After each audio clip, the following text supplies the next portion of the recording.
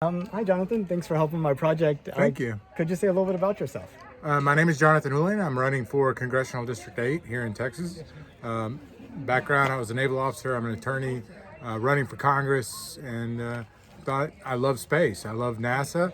I think it's cool. I spent some time in Florida when I was in the military, and I actually went with my son's Boy Scout troop. We camped at Kennedy Space Center, and we got to see some pretty cool things. So when I was in law school, I took a course in space law, and with Paul Pastorek, who used to be the general counsel of NASA, was my professor, and Sean O'Keefe, who used to be the administrator of NASA, came and gave us a tour of some of the facilities there in New Orleans. So, yeah, I love space, so I thought I'd answer some of your questions. I really appreciate that. And now you mentioned space law, and so if you don't mind, I tossing a question about that. Ooh. So, I mean, one of the things that really kind of hinders private investment in space and development of space is the fact that you can't really stake a claim Right. to part of the moon. Moon Treaty of 1967. Exactly. And I was just wondering, what do you think about actually making it so private companies could go out there and mine and take advantage of, resources in the solar system? It seems like that would be the way to kind of. Well, I mean, I think the Moon Treaty, and look, I haven't thought about this since I was in law school in 2006 and 7. So it's been a while, but I'm going to try and guess. The Moon Treaty was set up similar to the Antarctic Treaty. It was meant for all mankind, and once folks try and stake claims on it, they're going to ultimately lead to weaponization or colonization of the moon, and it could lead to armed conflict.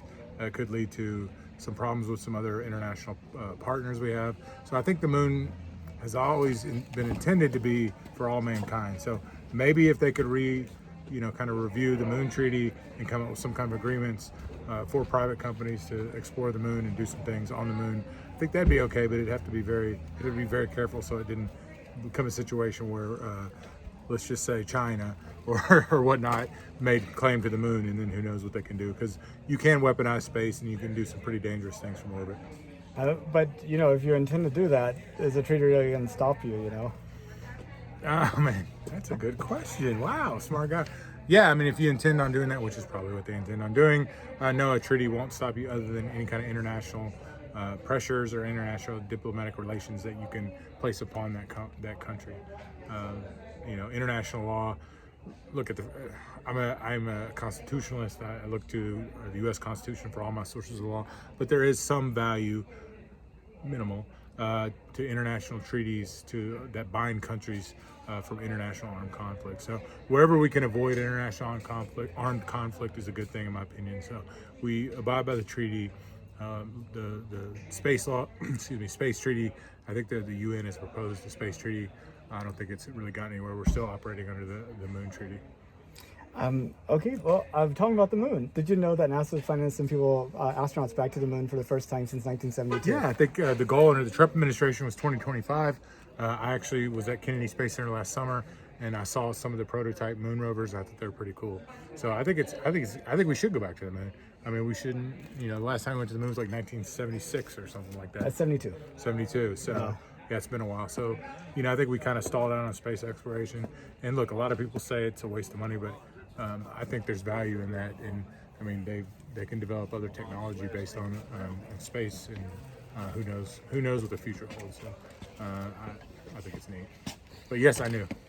And what do you see the long-range future of humanity, like 100 years, 200 years, 1,000 years from now? Well, if we don't retake our country and we don't respect things like individual liberty and limited government, I think it's going to be an increased totalitarian world where people are less free, and obviously you're going to have armed conflict. You're going to have people fighting over limited resources.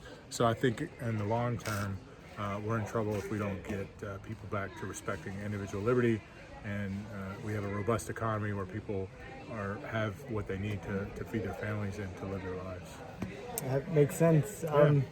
What do you think about individuals going, hey, I'd like to go to the moon and set up my own little personal thing there? I think as long as they can carve out, they're not violating any treaties, but I'm a huge fan. I like Elon Musk. I think he's doing cool things.